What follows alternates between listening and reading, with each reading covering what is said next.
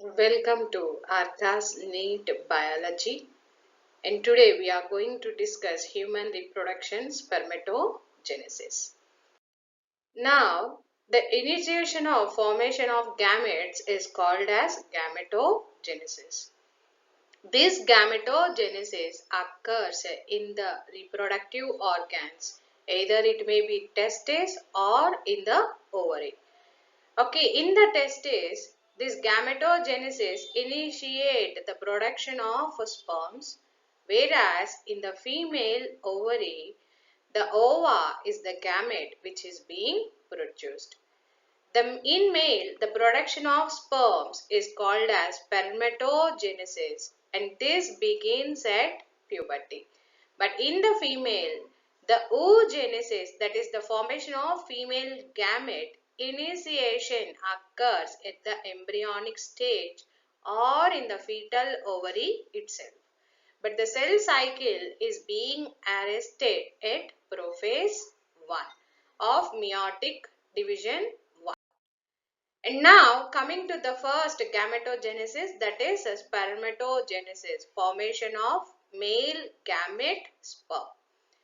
So we have discussed that this male gamete production occurs in the seminiferous tubule. And these seminiferous tubules consist of the stem cells, that is the spermatogonial stem cells. They undergo differentiation and division to produce the mature sperm. Okay, so in the initial days, the nourishment for these sperms are being produced by the Sertoli cells.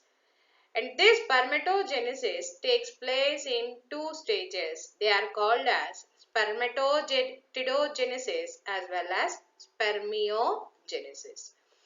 Now, let us discuss what is the difference between these two, spermatogenesis as well as spermiogenesis.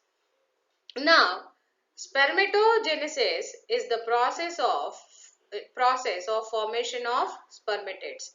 It consists of the three stages, that is the multiplication phase, growth phase and maturation phase. Now in the multiplication phase, the spermatogonium undergo mitotic division to increase their population. So the daughter cells which are being produced are called as spermatogonia. And this spermatogonia is diploid in nature.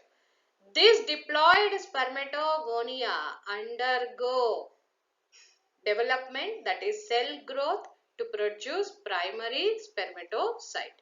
So after multiplication, the next step is growth phase, where the cells are growing, they are increasing their cytoplasm and they are undergoing maturation to produce primary spermatocyte. And this primary spermatocyte is also diploid in nature. These primary spermatocytes now undergo reduction division or meiosis 1 to produce secondary spermatocyte. Now, the diploid number of chromosomes are being equally shared between the two daughter cells, that is N and N. The secondary spermatocyte now undergo meiosis 2. Meiosis 2 is also called as equal division to produce the daughter cells with haploid nuclei called as spermatids. And these spermatids heads are being embedded into the Sertoli cells to get the nourishment. And there they are being developed into the matured ones, that is the developed ones, not the matured ones, that is the spermatozoa. And now, what is the difference between spermatogenesis and spermiogenesis means? Spermatogenesis consisting of the three phases, that is multiplicative phase, growth phase as well as the maturation phase. And here it has led to the development of the spermatids. Now, what do you mean by spermiogenesis means? In spermiogenesis, inactive non-motile spermatids are transformed into active motile spermatozoa, that is sperms. And that process is called as spermiogenesis.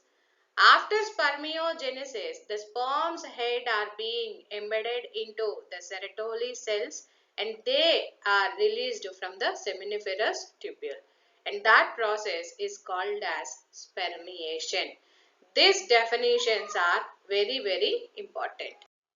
And now, how there is initiation of spermatogenesis? What are the hormones which control this spermatogenesis means?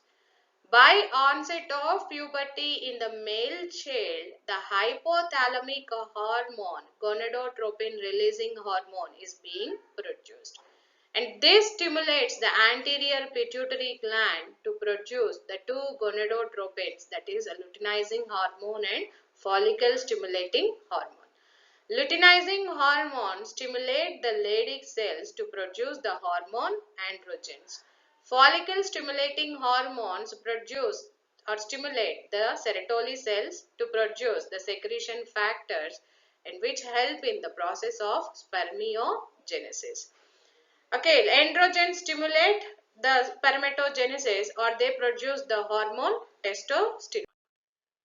And now these are the cyclic changes which we can see in the development of the sperm. The sperm which is being produced initially is non-motile, and later on it is developing the cell organelles like a flagellum, and that helps in the motility of the sperm. Now the sperm consists of the head. On the head it consists of a cap-like structure called as acrosome, neck piece which connects the head with that of the middle piece. The middle piece consists of enormous amounts of mitochondria which helps or gives the energy for the sperm during swimming, and the tail is responsible for movement or motility.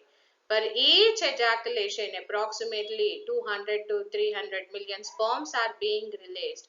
Out of them, 60% of them should have proper structure, size, structure, shape and structure, and at least 40% of them should have motility, and that helps in the fertility of the ova. So this is about spermatogenesis. If you like the video, share and subscribe. Thank you.